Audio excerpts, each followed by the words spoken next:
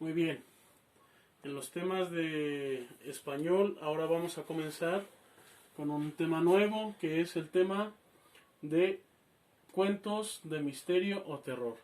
Con este tema queremos incentivarlos a ustedes como alumnos a que sean escritores, ¿verdad?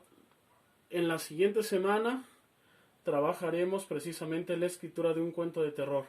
En esta primera parte vamos a conocer lo que son los cuentos, ¿verdad?, de misterio o terror. En primer lugar, es importante mencionar que el cuento de terror necesita provocar suspenso o miedo en la persona que lo lee.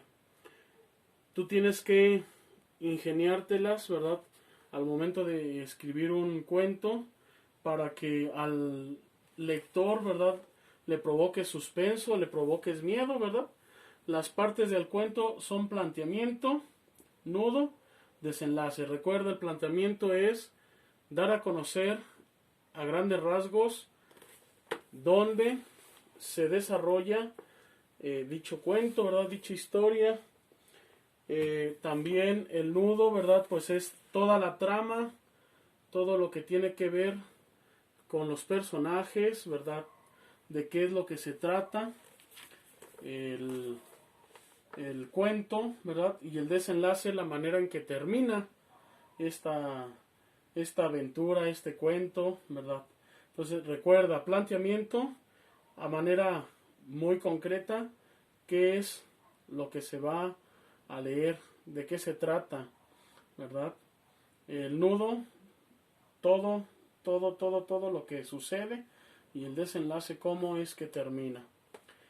También el cuento de terror tiene elementos pues fantásticos, personajes sobrenaturales, fantasmas, hombres lobos, brujas y demás cosas que son creencia de gente, ¿verdad? Y pues lugares hechizados, ¿verdad? La descripción es importante que la lleve el cuento. La descripción nos hace referencia precisamente a poder entender el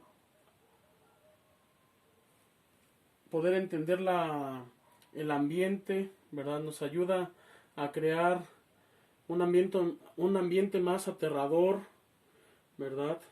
La hipérbole, que es aumentar o disminuir de forma exagerada lo que se dice. Por ejemplo, nosotros normalmente decimos: tengo tanta hambre que me comería una vaca entera. Esa es una hipérbole, esa es una exageración de la realidad, ¿verdad? Otro ejemplo de hipérbole sería, por ejemplo, te lloré todo un río. No es verdad que lloremos un río, pues, pero es una exageración.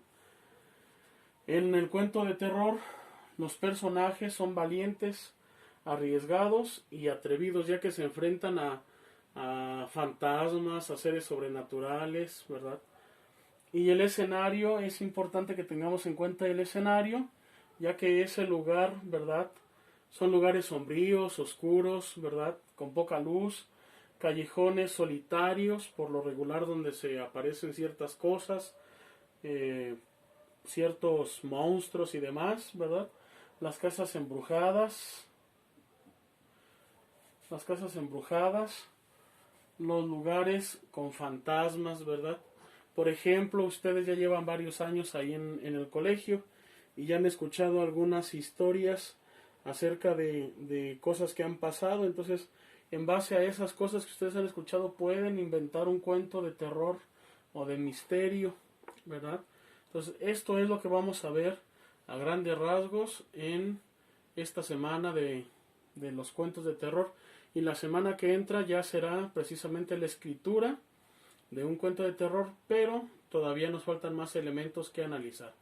Entonces, esta parte, este tema lo vamos a dividir en dos partes. Esta es la primera parte, conocer todos los elementos, y la siguiente semana veremos la parte 2, donde ya ustedes elaborarán un cuento.